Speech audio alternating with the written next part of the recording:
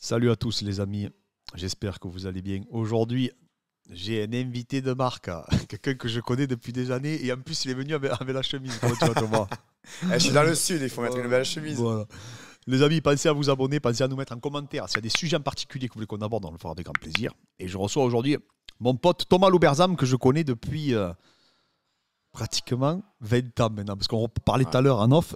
On a combattu sur la même compétition en 2006. C'était ceinture blanche à l'Open méditerranéen. C'est 2006, hein, ça doit être ça. Ouais, Ça doit être ça. 2006, je crois. Ouais. 2006. Toi, tu étais en médio, donc en moins de 81, en kimono. Ouais. Ceinture blanche, en kimono. Hein. Ouais. Et moi, j'étais en light, hein, la catégorie en dessous. Et du coup, après, toi, tu as fait le grappling. Je sais pas Moi, si c'était. j'étais venu pour le grappling, mais je voulais faire un maximum de combats. Je faisais même pas le kimono, je m'entraînais pas en kimono, mais j'y suis allé comme ça. Et du coup, je me suis mis en blanche parce que je savais même pas rien faire. Mais j'étais venu pour le nogi et bon, je venais de démarrer depuis un an et je suis allé chez les experts en nogi parce que je voulais aller chez les grands pour l'expérience. Hein, je ne me voyais pas forcément vainqueur. Hein. Et il y avait Salvadori qui était Oui, très très fort. un très grand combattant. Et du coup, quand même, en kimono, comme c'est gradé, et ton vrai niveau, c'était ceinture blanche. D'accord. Mais je savais pas que tu avais fait du kimono, moi. Enfin, j'étais pas au courant que tu t'étais entraîné un peu en kimono. Bah, en 20 ans, j'ai dû faire 3 semaines. J'ai dû faire 2 semaines au Brésil et j'ai fait troisième au monde en bleu, à la Copa là-bas. Mais je ne sais même pas gripper. Hein, un grippin. Je faisais du nogi en kimono. Je l'ai fait parce que je m'étais cassé le nez en MMA. Je préparais un combat. Normalement, je devais combattre l'équivalent du Jungle Fight. Je devais combattre et je me casse le nez dans la prépa. D'accord. J'ai dû avoir un arrêt, après le casque pour reprendre. Et du coup, j'ai pu refaire 15 jours de kimono et je suis allé faire la Copa Pojo. J'ai fait troisième. Et je me fais avoir sur un truc spécificité de Kim. Oui, oui, oui. Tu vois, par exemple, triangle, il te prend la manche, il te tire, et moi j'avais un placement de coup de nogi, et il me reprenait. Chaque fois, je perds en demi-finale sur ça. Non, mais ça fait 17 ans quand même, Thomas. Le temps passe. Hein. C'est pour ça, hier, j'ai dit. Tu avais fait en quoi, toi? Tu avais fait en quoi? En lève, en moins de 76, la KT en dessous. Ah, t'étais en dessous. Ouais, j'étais en moins de 76. Aujourd'hui, t'es au-dessus. Ouais, au-dessus. Aujourd'hui, je suis au-dessus. Mais même toi, Médio, tu rigoles quoi? T'as combattu combien? À moins de 99, non, à la DCC après? Ouais, mais j'ai jamais fait 99. J'ai jamais fait. J'ai combattu chez les moins de 97, les plus de 97, les 91, mais j'ai toujours tourné dans les 91, 92. D'accord. Toujours dans les 90, 92. Voilà, mais. J'adaptais mon jeu par rapport à la caté où j'allais, mais je faisais pas forcément le poids. Moi, j'ai toujours fait lève ou médio, enfin, en tout cas light et middle quand je combattais en kimono. Parce que du coup, j'ai fait quand même pas mal de compètes de kimono. Parce qu'à l'époque, on faisait ça avec les frères Lucioni, tu sais. Ouais. Et Francisco Donato, Oui. hein, que tu connais. Donato, j'avais tourné une fois avec lui, c'était une force de nature. Ah, c'est un titan. 120 kilos, tu te rends pas compte, c'était un monstre. C'était le monstre de Manaus. Tu sais qu'il battait à l'entraînement Xander Ribeiro. Il a affronté Jacques Carré, il a battu Ricardo Arona. Et quand j'ai tourné, dessus, hein, je te parle. Ouais, j'ai tourné une fois 5 minutes avec lui. Je préparais les championnats d'Europe. Donc j'étais quand même affûté. Bon, j'étais à 80 kilos, mais. Ouais, mais t'étais beaucoup plus léger, non? Beaucoup plus léger, beaucoup plus léger. Mais j'ai appris un truc du jour où j'ai fait le sparring avec lui. C'est-à-dire que je l'ai senti, normal, l'âge et tout ça, et le poids et tout. Et il s'est retrouvé très vite fatigué. Il a pris mon poignet, il a fermé avec le poignet et il s'est reposé. Et j'ai compris de ce jour-là qu'en fait, même quand tu as un mec plus technique ou à un niveau énergie, tout ça, un contrôle de poignet, tu fermes tous les mouvements et tu peux te reposer. De ce jour-là, ça, j'ai compris ça en 2010. Et j'avais dit, c'est incroyable. Si un jour tu as un danger technique ou d'énergie, contrôle de poignet, tu récupères. C'est juste du lactique de poignet. Je l'avais vu de lui. J'étais assez impressionné. Bah, c'est un peu le système Jones. Hein. Quand tu viens prendre le 2 en 1, etc., ça te permet de récupérer et surtout, ça te permet d'éviter de te retrouver en danger. Et moi, j'ai toujours, quand. Tu vois, la dernière fois, j'ai tourné avec un petit. Je crois qu'il était champion de France Jiu-Jitsu. Il est venu mercredi. Il était beaucoup plus léger que moi. Je crois qu'il fait 63, 64 kilos. Je dis toujours. En fait, Danauer aussi, il l'explique comme ça, mais de ralentir un maximum le rythme, tu vois. J'essaie toujours de mettre un faux rythme quand ils vont trop vite pour moi. J'essaie vraiment d'essayer de, comment dire, de mettre un rythme où je vais les endormir, tu vois, quitte à concéder des fois des avantages, parce que le problème c'est comme ils sont dans tous les sens. Moi aujourd'hui, j'ai plus la vivacité pour pouvoir recomposer la garde et tout. Hein. Moi, je dirais qu'il faut un rythme qui est cohérent à ce que tu fais. Et en plus, comme on va vers le sol, vers l'ancrage, tu n'as pas besoin d'autant de vitesse. Par contre, tu pourrais pas, pour moi, maintenir exactement le même dialogue si tu étais en lutte. Parce que du coup, comme tu es debout, tu as beaucoup plus d'espace. Donc, tu peux avoir l'explosivité, mobilité. Au sol, tu ne peux pas utiliser la même chose. Exactement. Donc, c'est pour ça que je ne suis pas choqué qu'à la DCC, Gordon a de suite zappé quand il a vu Galvo mettre un gros rythme, agitation et tout ça. Stop, je vais au sol, viens et je garde mon rythme. Ça veut dire que c'est très très fort. Déjà, ça veut dire qu'il a compris que d'abord, avant de pouvoir exprimer des techniques, c'est d'abord l'utilisation de ton rythme et de ta respiration. Un indicateur pour voir si tu as un bon rythme, c'est ta respiration. Quelqu'un qui est nerveux, agité de nature, il va être agité comme ça, mais lui, il va respirer normal dans ce rythme-là. Quelqu'un qui n'a pas l'habitude, il va être perturbé. Donc, chez Danner et ça, je trouve qu'il y a un travail vraiment en cohérence entre ton ancrage, ton rythme de respiration et ta visibilité. de voir les choses. Et surtout que Gordon Ryan, il a toujours expliqué qu'il faisait partie des combattants les moins explosifs à l'entraînement par rapport à ses partenaires. Donc il a toujours été. Alors il était très fort sur la pression, il expliquait, sur l'endurance de force. Donc il avait cette capacité à réitérer la force tout au long du round. Mais par contre, il avait énormément de difficultés à jouer sur le timing, à la Nick Rod un peu, tu vois, essayer de ponter, d'exploser. Alors en fait, ce qu'il fait, c'est qu'il grappillait. Tu vois, il reprenait les demi-papillons. En fait, c'est vraiment un travail vraiment très technique. Et par contre, il a beaucoup progressé dans les actions-réactions. On le voit dans les actions de jambes. Il lit la lecture du prochain mouvement à la Marcelo Garcia. Je te fais ça, tu retires la jambe, je suis déjà sur ton deuxième mouvement. Ouais, il est très fort en anticipation. En anticipation, il est très bon. Mais il est exceptionnel. Comment tu vois du coup, tu as vu l'évolution, donc on parlait tout à l'heure de cette compétition, c'était il y a 17 ans. Comment tu as vu l'évolution? Comment tu l'as vécu, l'évolution du grappling? Comme tout, il y a du très bon et il y a des choses moyennes. Dans les choses très bonnes, aujourd'hui, on a un vivier de combattants qui est fabuleux en France. Il y a des très très bons. Abdul, Reda, Anthony de Oliveira, il y a des mecs très très bons et il y en a plein. Le côté un peu où je suis un peu surpris, c'est que comme on a quand même peut-être 10-15 fois plus de pratiquants, c'est pas pour ça qu'on a 10 fois plus de compétiteurs de haut niveau, je parle. Ah oui, bien sûr. Il y a de plus en plus de masters, de gens bon master, donc il y a un lien là-dedans, je me pose la question. Donc c'est normal qu'il y ait les masters et c'est très important pour développer notre sport, comme les juvéniles et autres. Mais je me rends compte que à une époque, j'entendais des débats, par exemple à Lisbonne, c'est loin, c'est cher et tout, mais quand on les a eu en France, en black belt adulte, j'ai pas vu beaucoup plus que ça. Donc j'ai l'impression qu'il y a un grand boom grâce au MMA et tout ça. Mais alors, est-ce que deux choses quoi. Je vois la jeunesse qui est prête à y aller et qui fonce. Il y a des beaux combattants. Et je vois quand même des gens qui ont peut-être peur du jugement, peur de cette nouvelle vague de médias, de trucs et d'être attendus au tournant. Mais tu vois, il y a un truc là-dessus que j'observe. Je dis, mais pourquoi ils y vont pas plus? C'est pour ça que moi, à ma petite échelle, j'essaie toujours d'être un motivateur. C'est-à-dire, allez, on y va, let's go, on part, on y va, venez, on rassemble, on y va.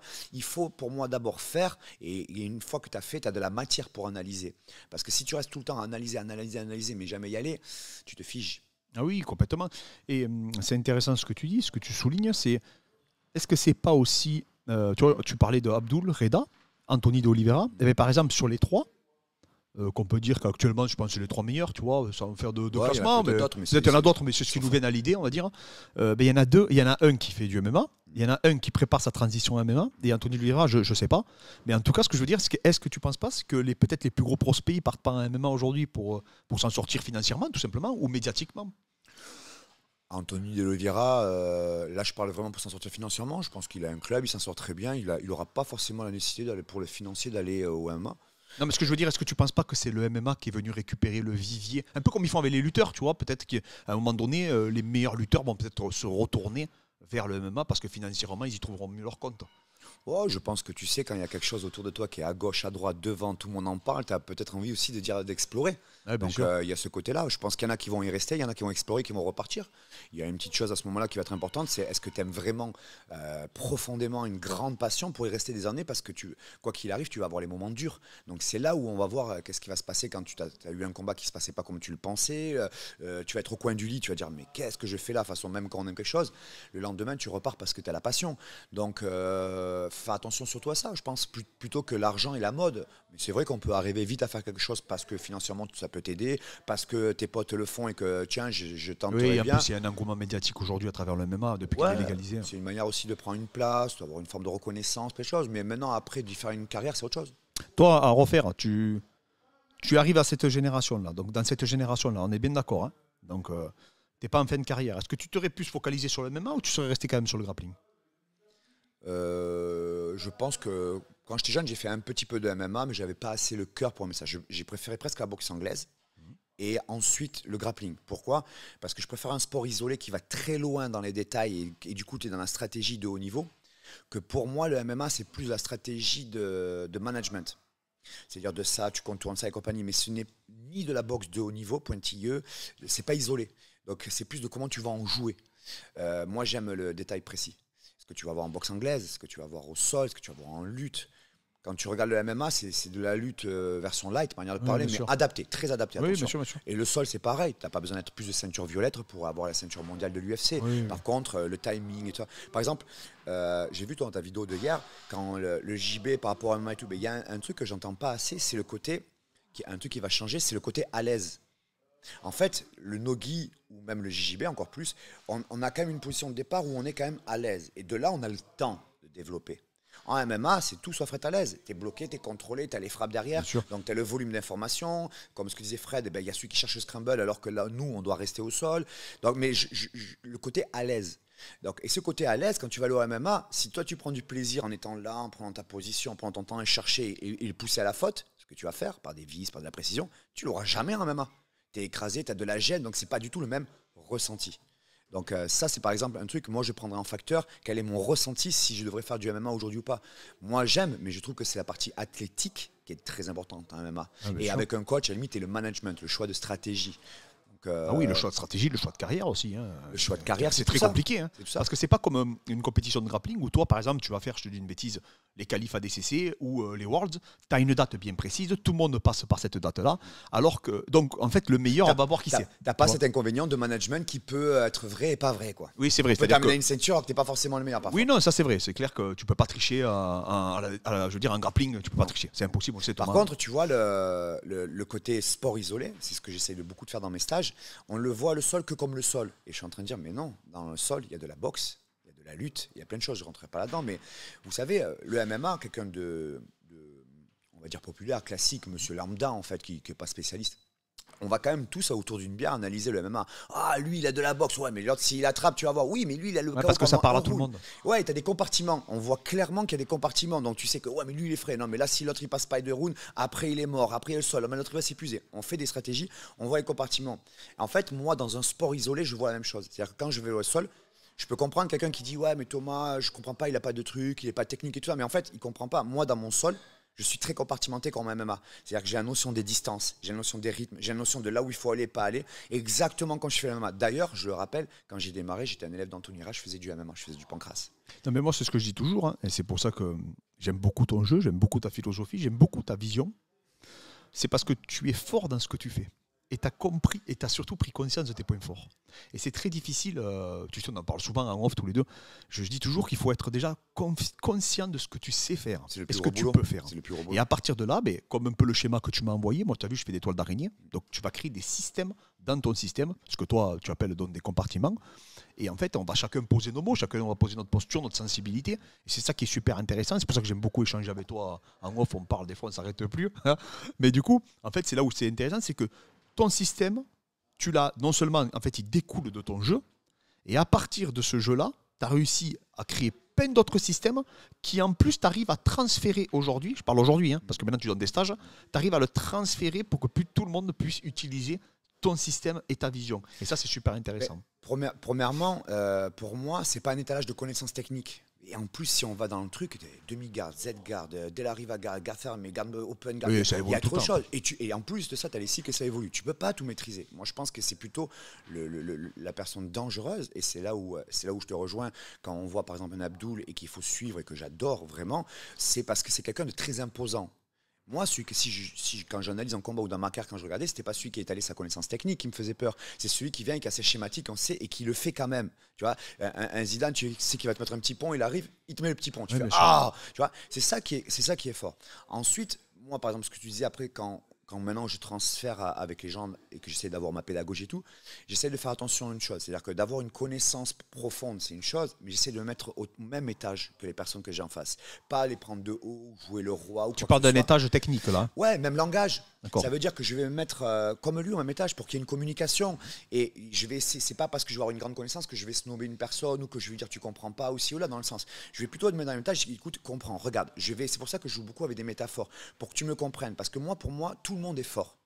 Mais dans un domaine. Donc moi, c'est à travers le sport où je vais avoir une grande profondeur et beaucoup de détails. Mais toi, tu es un chef d'entreprise, tu as été profond. Donc je vais utiliser ta profondeur pour se rejoindre. Bien sûr. Pour moi, des analogies quoi, en fait, qui sont transférables et compréhensibles pour le plus grand nombre. Donc moi, très important, c'est de rester vraiment les pieds sur terre, de rester simple et de pouvoir communiquer au même niveau. Et de là, on va avoir des échanges. Donc c'est vraiment ce que je fais moi en stage, c'est que je me mets nature peinture, je parle avec toi, et les images, la rigolade, le sérieux, mais au même étage.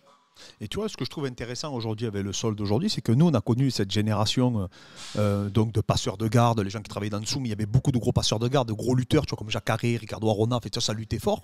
Après, c'est imposé. Ouais, exactement. Après, ça a changé. Hein, on a eu un peu les 50-50, avec les Miao, bon, les frères Mendes, etc., Cobrinha et tout, même s'il avait un gros single leg, Cobrinha. Et là, ça revient la lutte, j'ai le sentiment. Tu as vu, tout le monde s'est reluté. On voit même Mika Galvao qui est fort dans les scrambles, les petits frères, là, Rotolo, etc. Ils sont de la lutte maintenant.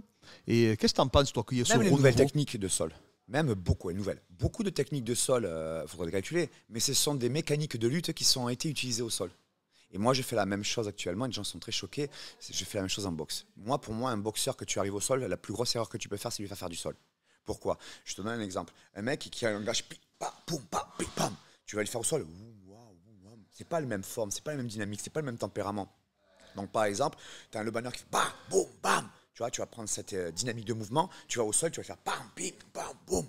C'est ça qu'il faut utiliser. Oui, tu respectes non seulement ses biomécaniques, mais en plus, on va dire, son profil. Tu sais, maintenant, il y a des gens, il faut des profilages, on va dire, profilage force-vitesse, profilage endurance de force. Et souvent, on peut effectivement le comparer entre un striker, par exemple, et un lutteur. Donc, moi, c'est comprendre sa zone forte et la transférer.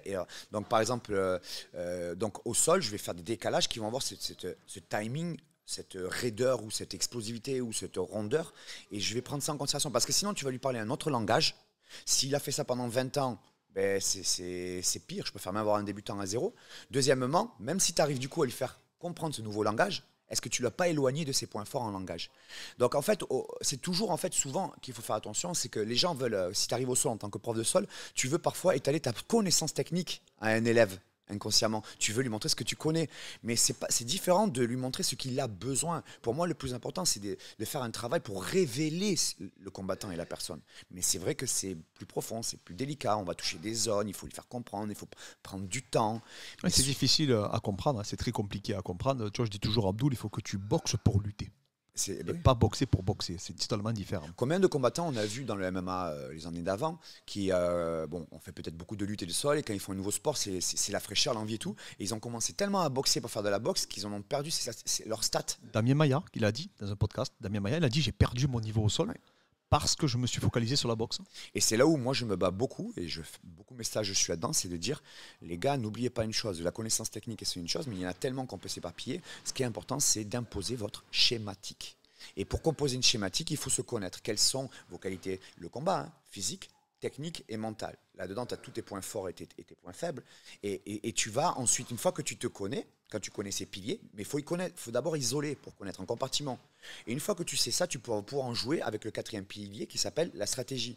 Mais tu ne peux jouer de la stratégie que si tu maîtrises les piliers. Je suis entièrement tu en joues. Et une fois que tu sais te connaître et c'est en jouer, tu sais automatiquement maintenant ce qu'il faudra faire avec l'adversaire parce que tu sais comment utiliser la force, donc comment l'enrayer, ainsi de suite. Et là va venir. Donc, moi, autant j'impose quelque chose de très simple, d'universel que tout le monde doit faire, c'est ses bases et te connaître, autant ensuite je laisse ouvert à l'adaptation. L'adaptation à l'adversaire. Là, c'est le détail tu dois chercher le détail qui enraye le mouvement. Tu dois chercher le grain de sable, tu dois chercher la gêne qui embête et tout. Mais c'est ça que pour moi est très important en combat. Faut sortir de ce cliché que plus j'apprends de choses, plus je suis fort et plus je suis intelligent. Complètement faux. Ah non, mais moi, tu prêches un convaincu, je me bats sur la chaîne à tout bout de champ pour le dire. Et même les connaissances techniques ne reflètent pas le niveau d'un individu. Exactement. Parce que si tu n'arrives pas à transférer, tu peux connaître une variante, je sais pas moi, 7 variantes de triangle. Si tu n'arrives même pas à faire un triangle, enfin à le placer, je parle en combat, automatiquement tes variantes. C'est ce que j'ai dit par exemple actuellement, mon dernier réel, si j'expliquais avant une technique, c'est déjà est-ce que vous avez compris dans quelle zone il faut travailler. Parce que selon votre zone, la technique n'est pas la même. Tu n'as qu'une technique, non, c'est d'abord la zone. Déjà, ce qui est un truc qui est très important en combat, c'est là où tu as choisi ta zone, ta distance, ton rythme et tout. Pour moi, il faut combattre que si tu te sens à l'aise. Si tu ne te sens pas à l'aise, il faut changer. Il y a quelque chose qu'il faut changer. Je ne suis pas à l'aise, donc du coup, tu vas subir inconfort. Et pareil, on revient sur technique, physique et mentale. C'est des schématiques, donc tu as une zone forte et une zone faible. Si tu fais un mauvais choix technique, tu te retrouves dessous. Par exemple, moi, je suis plutôt en top position. Si je suis dessous, techniquement, merde, mentalement, un peu moins bien. Du coup, physiquement, je vais commencer à m'épuiser parce que dessous, on est plus sur de l'endurance, manière de parler, que dessus, on est plus sur de l'explosivité sur les top positions. Donc, le schématique, elle devient mauvaise. Donc, le tournant, à un moment, à la demi-seconde, le choix technique, à ce moment-là, par exemple, utiliser une single leg, tu peux faire plein de techniques. Mais quelle technique tu vas faire pour rester dans ta schématique? Dans ta zone de confort à toi, surtout. Ta zone de confort. Pour moi, il faut se battre pour rester dans ta zone de confort. Et là où je vois beaucoup de gens qui ont des peurs, c'est de sortir, on dirait qu'il faut tout apprendre par peur de ne pas être dans la zone de... Mais même si un jour tu perds, Si tu signes un contrat et que tu as 95% de victoire sur 100, qui ne signe pas ce contrat? Complètement. Maintenant, il ne faut pas que tu te figes sur une défaite. Les plus grands ont une défaite, c'est surtout les 95%, c'est le verre plein, c'est la manière dont tu reconstruis, c'est ça qui est important. Mais il ne faut pas que cette peur de parfois... Moi, j'accepte d'avoir une lacune. J'accepte. Et je sais comment je peux perdre. Maintenant, je vais faire un boulot pour ne pas y être. Et d'ailleurs, si tu regardes mes statistiques, j'ai quasiment 95% de réussite dans ma carrière. Mais tu vois, je vais t'expliquer un truc que j'explique beaucoup aux gens. Ton mindset. Si tu tournes ta tête vers quelque chose qui représente que 5% du combat, quelles vont être tes statistiques et ta réussite dans ta carrière? J'explique. Dans le combat, moi je dis souvent que les techniques, le moment de technique, c'est que 5%, le pur moment technique décisif. C'est la distance, les bases, la gravité, le contrôle, ouvrir, fermer. C'est ça qui est les bases du combat. Mais le moment où tu as l'hypercute qui met pour mettre KO, ben c'est 2 secondes sur 10 rounds. Bien sûr. Donc, si tu as l'esprit tourné sur ça, tes statistiques seront ça. Moi, j'essaye beaucoup de travailler ce qui représente plutôt les 95% du combat. Ben, quand je regarde mes statistiques, ben, j'ai 95% de réussite dans ma carrière. Quand tu regardes même en minutage statistique vraiment pur, par exemple à l'IBJJF, on s'en fout de comment ci, comment là, c'est visuel ou pas. Non, là, on va parler vraiment statistique. 31 combats. On parle de performance. De performance. 31 combats de gagner sur 32. Ça va faire du 92-93%. Oui, sur 250 minutes de combat, je passe 248 minutes en top position. 1 minute dessous, et encore, je fais un single que je prends, je loupe le balayage, je me retrouve dessous, mais ça veut dire que je passe 1 minute, et 1 minute, je prends 4 fermés, je sors et je mets une guillotine. Ça veut dire que je passe 248 minutes sur 250 minutes. Après, on s'en fout. Ce que je veux dire, c'est que je ne suis pas étonné de ces statistiques. Pourquoi? Parce que je fais attention à ce qui représente 95%. Donc, si j'arrive à imposer cette schématique, derrière, mes statistiques sont identiques. C'est pour ça que je dis attention à la séduction, parce que vos statistiques, après, ne sont pas... tu vois, par exemple, il y a des combattants qui ne sont pas visuels, mais quand tu regardes les contrôles et les victoires, c'est monstrueux. Mais ce n'est pas forcément les plus visuels. Ou les plus beaux, les plus esthétiques. Les plus esthétiques. Et les plus vendeurs, du coup. Donc moi, j'ai l'esprit beaucoup tourné sur ça en combat. Ah ben, attention, après, c'est qu'une question de choix, c'est qu'une question de détail. Hein. C'est comme même quand tu es en finale des JO, c'est des pourcentages. Hein. Les pourcentages, ça fait la différence. Ça fait un pas de plus sur la ligne d'arrivée. Ça fait la différence entre le champion olympique et peut-être le 6e. Quoi.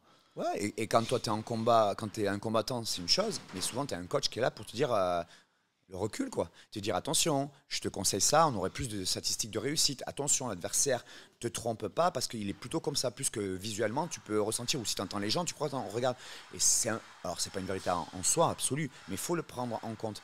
Et je pense que pour finir ce qu'on parle, c'est d'avoir une logique en fait, dans ta tête. Ce qui est important, c'est d'imposer ce que tu penses qui est meilleur pour toi en fait. Donc moi, par exemple, j'ai mon style, j'ai ma schématique et je me bats que pour ça. Je suis pas dans l'étalage de nouvelles connaissances. Même je m'interdis beaucoup moi. C'est-à-dire que mon coach de lutte, je lui demande pas forcément d'apprendre plus de techniques, je lui demande de me surveiller, de ne pas aller faire ça et ça. Et mon cerveau, il déraille en 2 secondes, il peut le faire. Et alors que je le sais, je lui demande le truc, il me l'interdit et parfois, bam.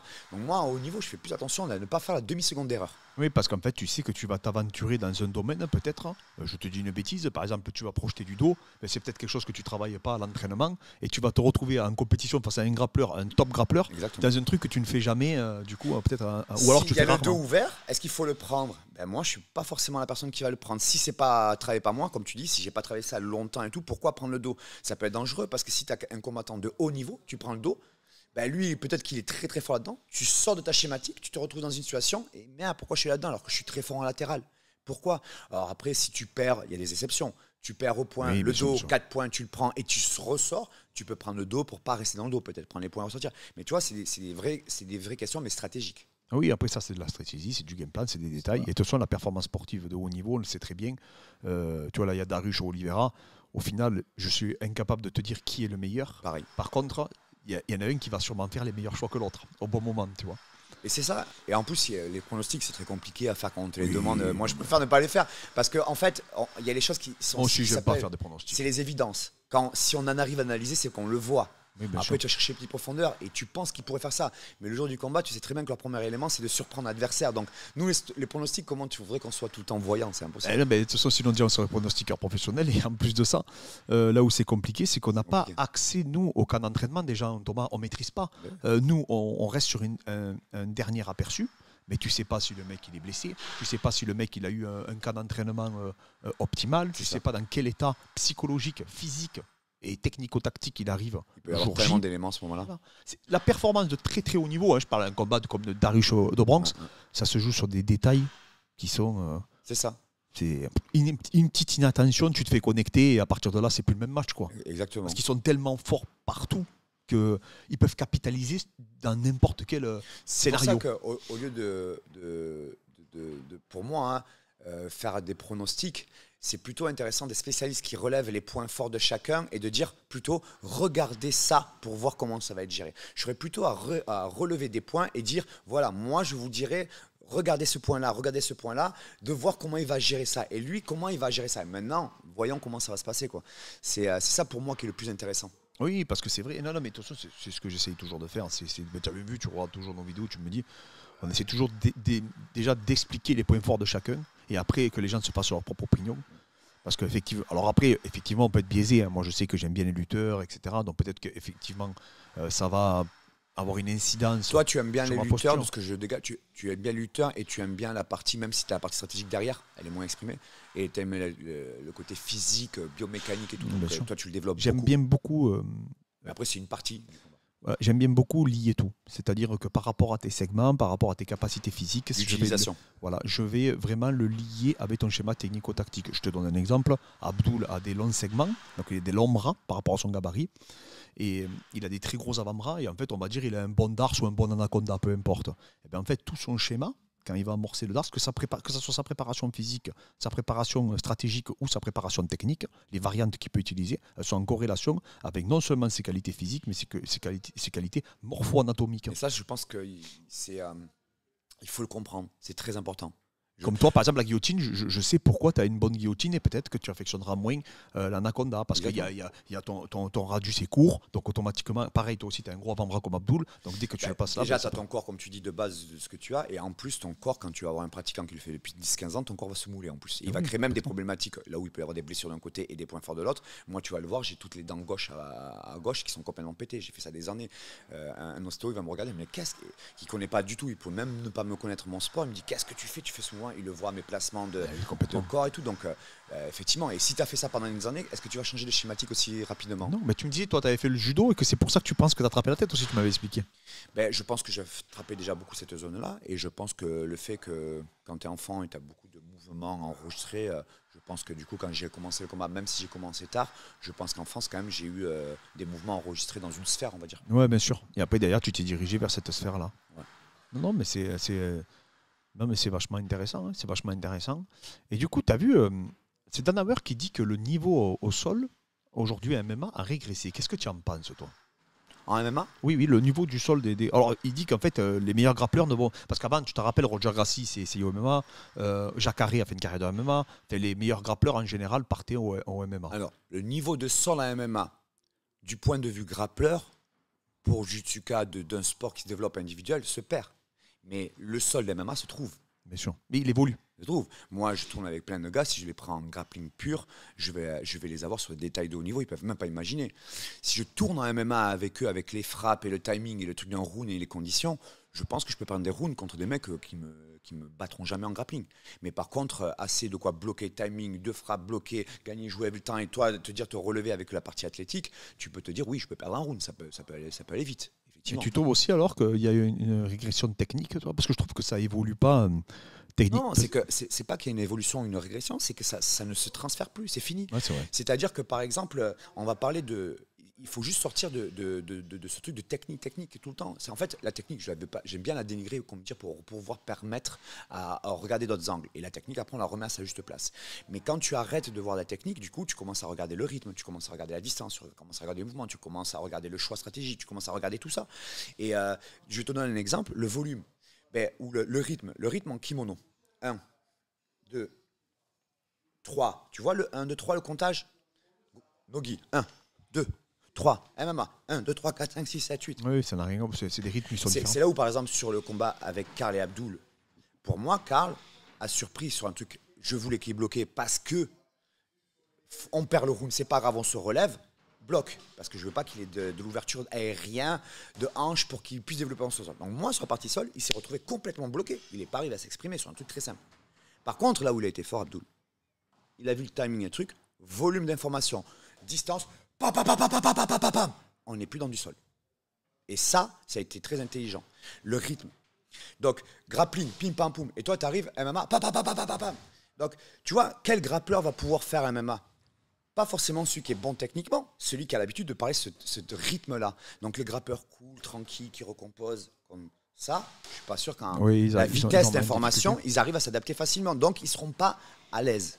Maintenant, le mec, tu vois, un peu qui bouge comme ça, qui n'est pas forcément technique, mais qui bouge, qui recompose. Oui, comme les deux petits frères, là, les Rotolos, qui partent dans tous les sens. S'ils se font un MMA, ce mec-là, même ils vont pas être dépassés, tu vois, parce qu'ils ont déjà des vitesses et surtout l'ouverture, pas le rythme, pas, tu vois, la Kimura vient de là ou le truc vient de là. Les frappes à venir de partout. Ils ne sont pas fermés. Et eux, ils sont ouverts partout avec une vitesse et un volume impressionnant. Et ben, je serais pas étonné qu'en MMA, ils soient. Ils performent. Oui, moi, je suis d'accord avec toi. Donc, tu vois, je reviens sur le sujet. Ben, le MMA, le pur sol, peut-être ne se retrouve plus parce que les mecs, ils savent se positionner, ils savent couper les actions avec des frappes, et ils savent empêcher ton langage. Ouais, mais tu vois, moi aussi, un autre truc que j'ai noté, c'est qu'ils viennent plus non plus au MMA carrément, quoi. C'est-à-dire qu'ils restent. Alors, il y a des explications. Aujourd'hui, Gordon Ryan, tu sais qu'il est millionnaire grâce au grappling, il vend des DVD, des machins, voilà. Donc, effectivement, il n'a pas besoin de passer au MMA aujourd'hui. Alors qu'à l'époque, effectivement, quand tu étais Jacare, bah, tu gagnais ta vie, il y avait le jiu-jitsu. Mais tu vendais pas des millions de dollars de DVD, faut pas se leurrer. Aujourd'hui, il y a beaucoup de grappleurs qui vivent très très bien du grappling. Alors que ta génération, Thomas, les gens, malheureusement, à moins d'avoir son académie comme Marcelo Garcia ou Roger Garcia à Londres et tout, tu as vu, il y a une évolution. Il faut se rendre compte quand même qu'il est millionnaire, Thomas, Gordon Ryan, il n'a même pas de club à lui. Ah ouais, à l'époque, ça ne se voyait pas. Même qu'il fait millions par DVD peut-être. Oui, voilà. Et alors que, tu vois, tous les autres, si tu regardes tous les autres, ils ont gagné de l'argent. Galvao, les frères Mendes, Marcelo Garcia, enfin tous, parce qu'ils ont monté un club. Ouais. Ils ont monté après des stages, des machins, etc. Alors que lui, il fait partie d'une génération, même Bodoni et tout, maintenant il vend des DVD. Danauer, j'en parle même pas. Danauer, avant, tu n'avais pas un coach qui n'avait pas de salle à lui et qui était capable de faire des millions avec c'est ouf aujourd'hui, tu vois. On a accès à ça. Donc effectivement, il y en a qui ne trouvent pas l'intérêt dans la MMA. Ça, c'est sûr. Voilà. Et donc je peux comprendre que des grappleurs... et en plus de ça, tu vois, c'est très... Et même, tu sais, Clément... aller faire un autre sport où tu penses que ton point fort peut neutraliser facilement, c'est une chose. Mais maintenant où la moindre personne, c'est de l'athlétique, c'est très haut niveau et c'est des points forts sur d'autres plans, c'est pas pareil. Et même après, ils se trompent, les mecs. Roi Barbosa. Tu l'as vu son combat au PFL? Non. Il a fait un combat. Donc, Hulk Barbosa, avec qui tu t'es entraîné. Qui est fort. Qui est super fort. Qui est un top mondial. Il s'est pris pour un boxeur, Thomas, je te promets. Il a fait un match de boxe, il a perdu. Et à la fin, tellement, il a lutté par dépit, en fait. S'il s'est mis en boxe, ça ne m'étonne pas. Voilà, il a lutté par dépit. Et à un moment donné, comme il voyait que ça passait plus, parce que le mec avec une bonne anti-lutte, il a tiré la demi-garde profonde, je crois, et il a réussi à le sweeper. Alors qu'il aurait dû faire ça direct, il aurait dû partir single leg, ça passe pas. Bon, je tire, je le sweep. Il était trop fort par rapport à lui au sol. Le mec était solide, je dis pas. Mais on voit que même au dernier round, il a réussi à le renverser quand même, tu vois. Donc en fait, il y avait moyen. Mais non, après, il s'est plaint. C'est pour ça, quand tu as un grand nom dans ton sport, tu peux perdre contre un mec lambda dans l'autre sport. Donc, et quand elle a commencé à boxer, j'ai dit non, mais c'est pas possible, pas lui, il va pas boxer. Plutôt qu'il a une bonne lutte, tu vois. Donc non, il a boxé. Et à un moment donné, effectivement, comme il y a un échange, il se fait un peu toucher. Mais là, il part, mais c'est déjà trop tard. Tu sais, c'est comme Curtis Blade. Le mec, il attend d'être connecté pour commencer à lutter. Non, lutte, plonge. C'est pas grave, tu vas le fatiguer à Sergei, de toute manière. Fais 10 single leg, même ça loupe, comme il fait Khabib. Ça loupe, bam, tu repars, bam, bam, bam, tu repars. Là où est fort Khabib, c'est que il n'est pas dans la découverte, il est dans l'amusement. C'est des facteurs qui sont très importants à prendre en combat. On peut être vite dans l'amusement. Autant moi je vais être très stratégique, faire des choix, interdire je vais interdire pour que tu sois dans ta maîtrise. Interdire, c'est fais pas ci, fais pas ça, c'est pas pour une sanction, c'est pour dire reste dans ça, c'est le verre plein, reste jusqu'à acquérir la maîtrise. Et les gens, on dirait que souvent on leur interdit, non mais comme on l'interdit, du coup ils veulent le faire. Non, c'est pour imposer, c'est pour maîtriser. C'est ça qui est le plus important. Maintenant, attention, tu as un loisir, il n'y a pas de contrainte. Oui, non, mais bien sûr. Le loisir, tu mets la musique, on tourne, tu fais tout et on s'en fout de ce que tu as fait, c'est de l'amusement. C'est là où j'explique souvent qu'il faut être clair avec soi, avec sa stratégie et tout. Tu vois, souvent, je vais prendre un exemple, la fête foraine. C'est quoi le but de la fête foraine? La fête foraine, c'est tu prends le fusil, tu prends le ballon bleu, le ballon rouge, vas-y Clément, dégomme le ballon bleu. C'est ça. Donc là, à ce moment-là, le but, c'est quoi? C'est 1, amusement. 2, tu es séduit par l'arme et les ballons. Et le cadre autour, il n'y a pas de stress. On va passer à un niveau pas débutant, mais maintenant intermédiaire. Ça veut dire que viens, on va au paintball tous les deux. Donc déjà, tu fais un peu pareil, tu dis, waouh, le fusil air comprimé, le masque, waouh, c'est chouette et tout. Mais en 2 secondes, tu fais, go, c'est parti sur le terrain. Hein, quoi? Waouh, tu cours, tu vas te planquer, tu vas dire, Clément, couvre-moi, go. Là, déjà, il y a un facteur qui vient d'être important, ça s'appelle l'environnement. Donc on n'est plus dans le loisir. Donc tu vois, on commence, et là maintenant, on va être dans le professionnel. C'est là quand on parle de pro, de combat, MMA, PFL, UFC et tout. Le pro, imagine, tu vas dans le camion et tu vas sur la guerre. Et tu as le mec à côté qui fait, waouh, elle est belle cette arme. On va se retourner tous les deux, on va faire. Parce qu'à ce moment-là, qu'est-ce que c'est? C'est des choix, c'est même au-delà de ça. C'est si tu me couvres, tu as ma vie en jeu. C'est là où on pourra avoir une relation entre l'entraîneur et l'élève. C'est-à-dire je te fais confiance, tu vois, c'est au-delà même de la séduction de l'arme. Donc ce qui va être important de comprendre, c'est qu'il faut être bien à sa place et savoir ce qu'il faut faire. Si maintenant tu as le militaire qui va à la fête foraine et qui est sérieux, le lendemain à midi, c'est à les infos. Hein. Et vice-versa, si tu as le mec à la fête foraine, il n'a pas compris, ben c'est ce qui peut se passer sur des schématiques en combat. C'est-à-dire que le mec, il n'a pas compris qu'il est fort dans son domaine, il est vu dans l'autre. Alors peut-être un peu dans l'amusement, dans la découverte, pensant qu'il pouvait, comme il est fort dans son sport, c'est un bon sportif. Non! Tu peux prendre 2 parpaings et te rendre compte que tu aurais dû faire ton point fort dès la première seconde. Et c'est là où Khabib, je trouve qu'il ne plaisante pas une seconde. C'est là où je te rejoins, c'est que quand on analyse le combat de Khabib contre McGregor, il tourne. C'est un des seuls combats où il n'attaque pas. Il tourne. Conor avance, il fait ce qu'il faut. Conor, il avance, il met la pression, il ne le respecte pas. Et à un moment donné, Khabib prend un gauche dans la clavicule et un middle jambe arrière. Ça a été le signal. Il est parti, il a loupé d'ailleurs son single leg, Khabib, il attaque la cheville. Tellement il n'a pas pu prendre de risque. Hein. C'est là où il a failli même prendre le genou. Exactement. Et c'est ce qu'avait fait Randy Couture à James Toney à l'époque. Je ne sais pas si tu te rappelles de ce combat. Ouais, tu sais, c'était bon, ils avaient fait venir un boxeur. Il a pris aucun risque, il est parti le plus bas possible. Ça a fait sprawler McGregor. McGregor a bien défendu, mais ça a créé une phase de scramble. Et du coup, après, derrière, il a pas arrêté. Mais ce que je veux dire par là, c'est qu'il n'a même pas pris un seul instant, Khabib, au début avec McGregor, dans les 2 premières minutes, d'échanger un seul coup avec lui. Il s'est dit, au moment où je vais pouvoir partir, il va partir, tu vois. C'est-à-dire qu'il est parti carrément en attaque de cheville. Au moins, il s'est dit, là, je risque rien. Même la manière dont il s'est déplacé, sa mobilité et l'espace, c'était sa zone, c'était ce qu'il fallait faire. C'est sa zone. C'est pas, il est venu, on va voir ensemble ce qu'on va faire. Il y a des combattants, parfois, ils se mettent en face et on va voir ce qu'il va faire. Et c'est ce que moi, Curtis a fait. C'est que Curtis a fait. Il s'est dit, ça y est, je vais boxer, j'ai progressé. Le problème, c'est que quand tu as ce discours-là, tu es avec lui. Donc, tu essaies de t'imposer avec lui, tu joues avec lui. Et le problème, c'est qu'il y a des gars, faut pas jouer avec eux. Faut pas parler. S'il fait ça, je fais ça. Si il fait ça, je fais ça. Tu t'es mis seconde dans l'action. Alors, tu peux être dominant. Tu peux refaire un contre et tout. Mais moi, je trouve, tu vois, ce qui est impressionnant de la part de Khabib et même de Makhachev et tout, c'est bien sûr qu'il y a des détails techniques, bien sûr que c'est fort et tout, mais c'est la manière dont, là, ici, ils savent ce qu'ils doivent faire. Ils ont une ligne directrice et ils n'en démordent pas. Et ils n'en sortent pas. Et on peut s'entraîner 10 heures par semaine à faire de tout, mais tu peux faire aussi 10 heures par semaine à rester sur une ligne et à y rester. Tu peux faire 10 heures par semaine à faire du dessous pour rester dessous. Tu peux faire 10 heures dessous pour apprendre à sortir dessous. Ce qui est important, c'est ça, c'est cette ligne. C'est cette ligne. De toute façon, le combat, quoi qu'il arrive, que tu sois dans ton schéma ou pas ton schéma, tu auras toujours des problématiques qui arrivent. Et il faudra toujours se résoudre à ce moment-là. Ce sera la seconde adaptation. C'est là où on voit les vrais champions d'ailleurs. Hein, si tu restes sur le rail. Mais moi, pour moi, je le répète, c'est toujours savoir qui tu es et rester sur ton rail. Je dis, tu prêches un convaincu, vraiment. Et ça me fait plaisir en tout cas que tu as la même vision et la même posture qu'on peut avoir avec Fred.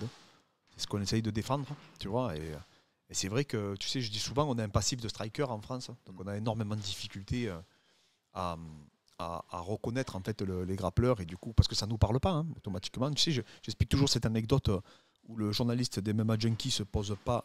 En fait, il ne se pose pas, les journalistes américains ne se posent pas la question comment Abdul va boxer à l'UFC, par exemple. Ils vont plutôt se poser la question de comment les mecs vont gérer sa lutte en enchaînement et son sol.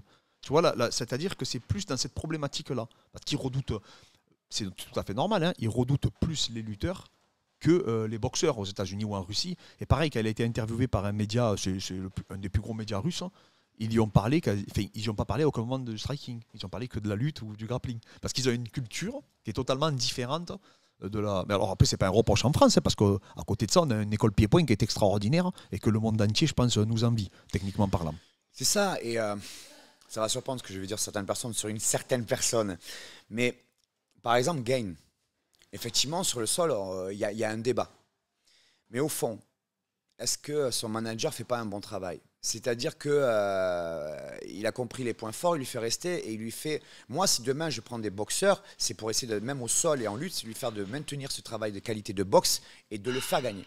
Maintenant, est-ce que tu le feras devenir un top au sol? Je ne suis pas si sûr que ça dépend de plein de facteurs. Donc parfois, il faut peut-être accepter que je ferai 9 victoires sur 10 et je perdrai un effectivement au sol, mais on a quand même fait 9 victoires. Et là, il y a le management pour la réussite, l'argent et tout. Et tant que tu as un objectif, est-ce que c'est le plus important d'atteindre un objectif ou d'être complet partout? C'est ça. Donc à un moment, mais c'est normal qu'après tu vas avoir les gens par exemple dire pourquoi tu prends pas pourquoi tu l'utilises pas au sol et tout. Je dis mais même s'il prend des mecs au sol et tout, est-ce que la vérité c'est d'être un peu plus complet, oui, mais est-ce que vous pensez que c'est le plus important, c'est d'être un tueur au sol? Et combien de temps ça prendrait? Et est-ce que vous pensez qu'il aura ce temps-là? Donc, par exemple, sur Abdul, il va avoir une phase devant lui.